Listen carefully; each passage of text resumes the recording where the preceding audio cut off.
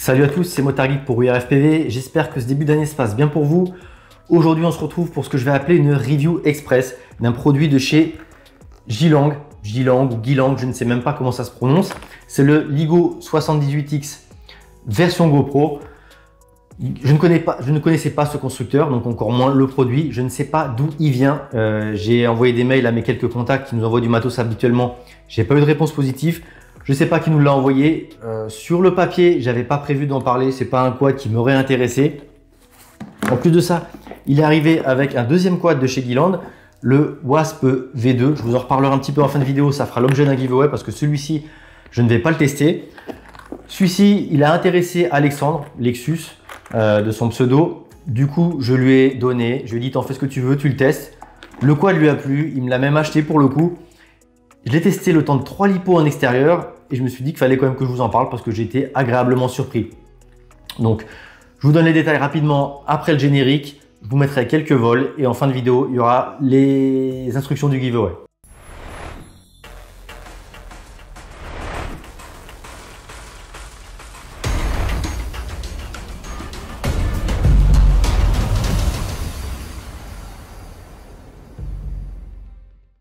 Donc ce qui est sympa, comme avec quelques constructeurs, notamment IMAX, le Gilang nous fournit ses quads dans des petites boîtes rigides. Donc c'est un quad qui est vendu seulement 110 € chez Banggood. C'est un quad analogique. Il est dispo aussi sur Amazon et peut-être d'autres shops. On n'en voit pas beaucoup. Quand on cherche ce modèle-là sur Internet, il y a très peu de résultats. Dans la boîte, qu'est-ce qu'on retrouve? Donc déjà, le quad, je vous l'ai montré en intro. On y reviendra par la suite. On retrouve un packaging très complet. C'est pour ça que je voulais vous en parler. Donc déjà, il est fourni avec une lipo, hop, 450 mAh, c'est une HV75C 4S, donc c'est un quad 4S, un 2 pouces, c'est un 2 pouces.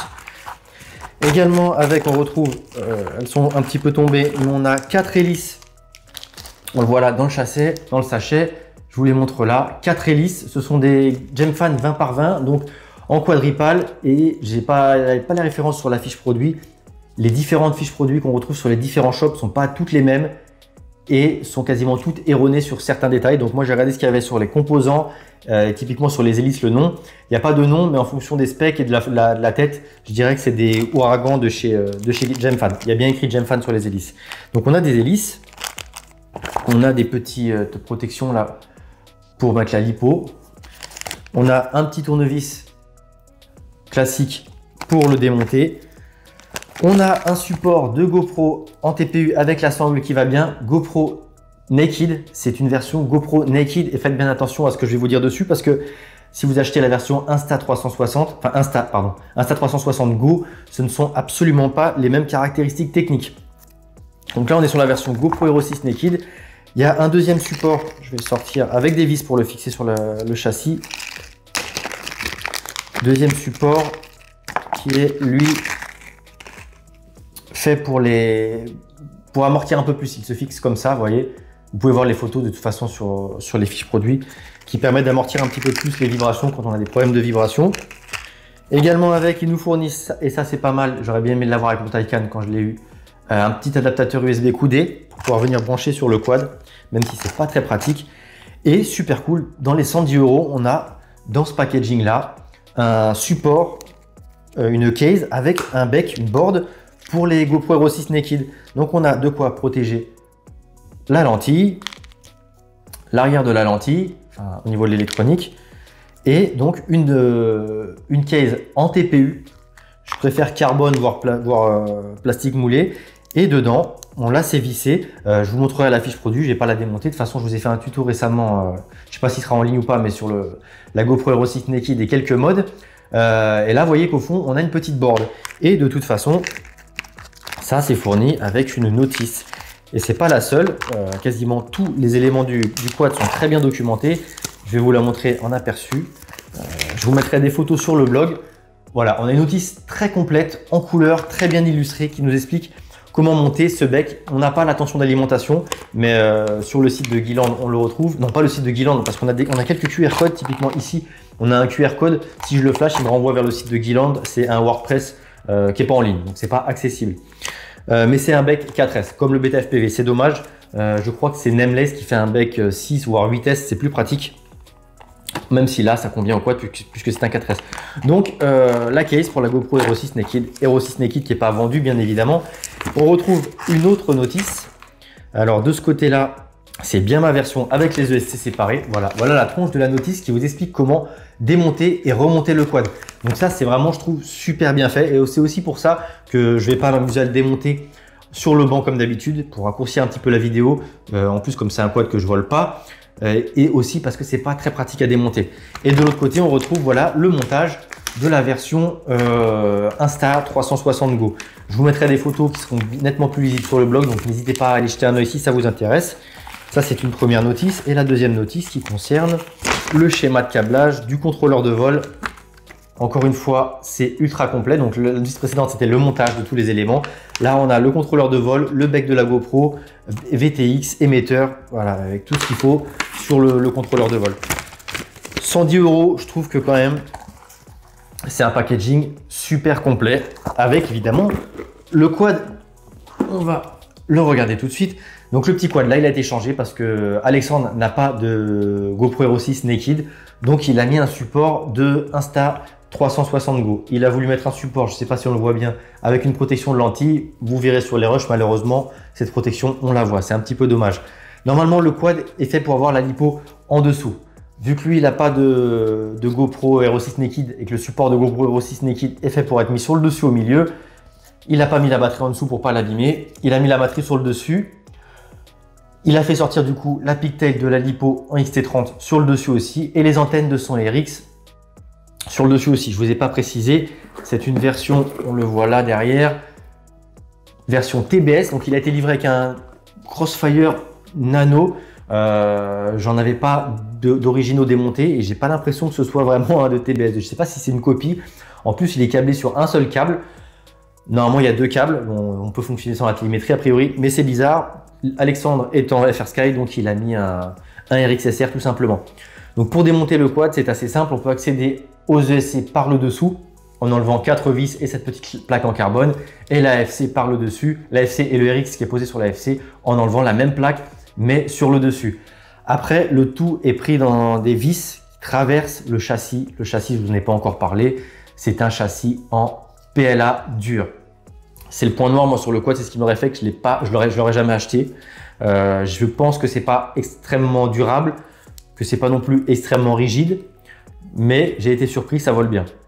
Donc voilà, le démontage, c'est pas ce qu'il y a de plus pratique, mais on a accès à tout.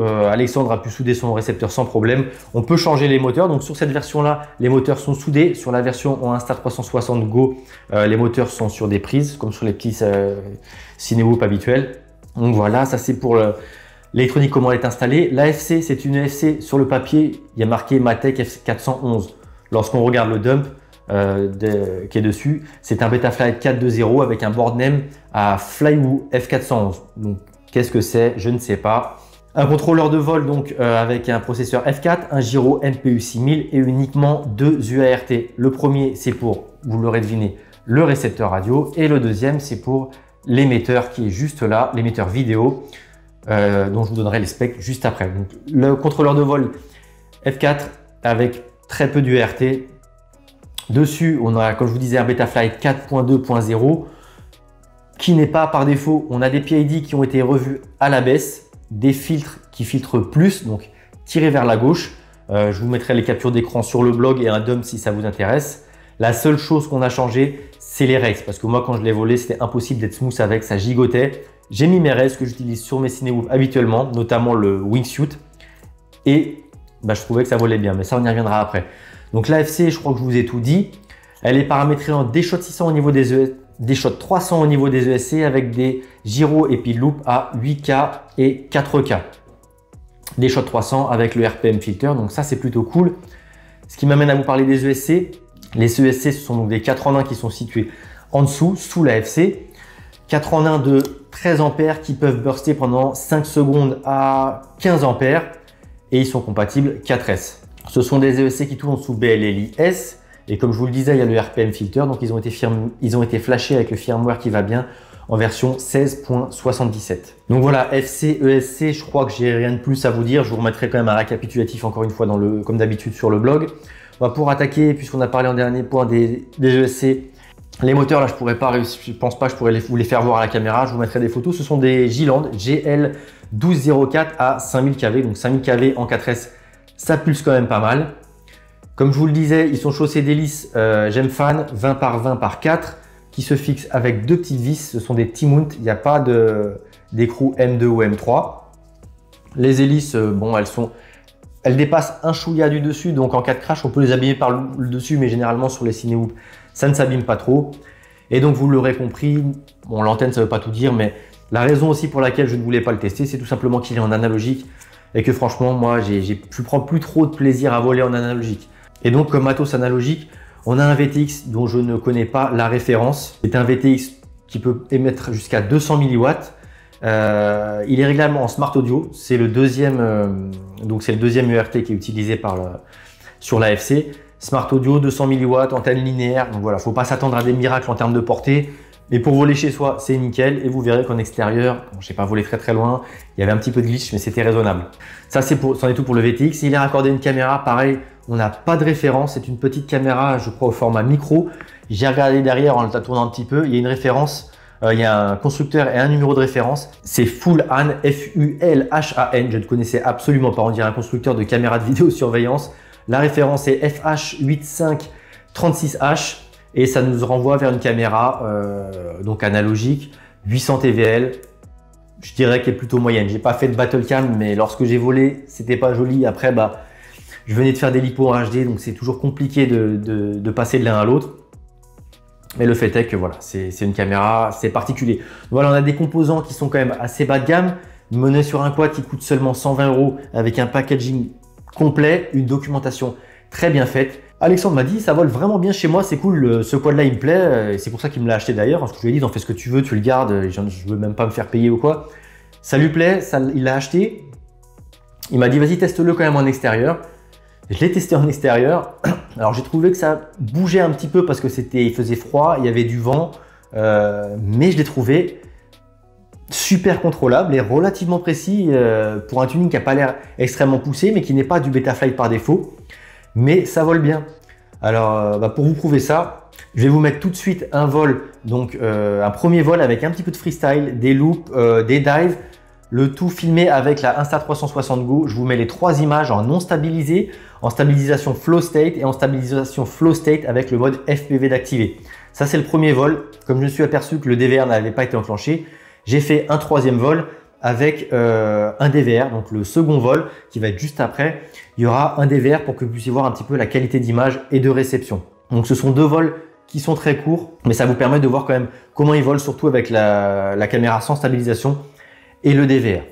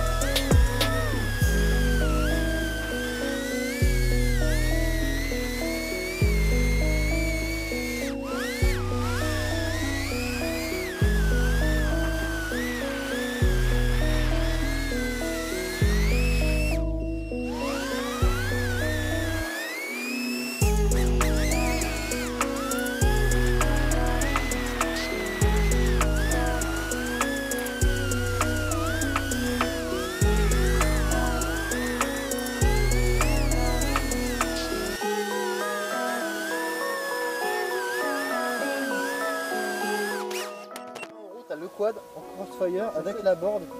Ça, c'est un truc de ouf. T'as les mounts pour GoPro Hero 6 et 7. GoPro Hero 6 là-dessus. Naked. Ouais, l'air de record encore, on va avoir quelques rushs, c'est cool.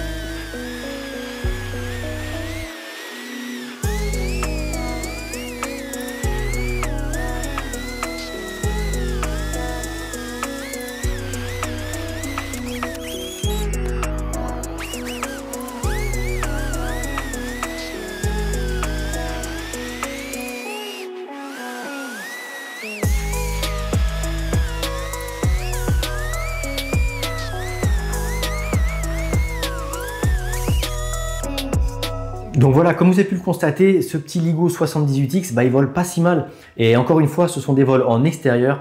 Donc clairement, pour voler en intérieur, précis comme il est, protégé comme il est, c'est plutôt cool. Et même s'il y a un petit peu de vent, quand on voit ce que fait Flow State, et donc j'imagine ReelCD qui est normalement encore meilleur, on peut tout à fait sortir des images avec ce petit quad à 100 €, à condition de voler en analogique.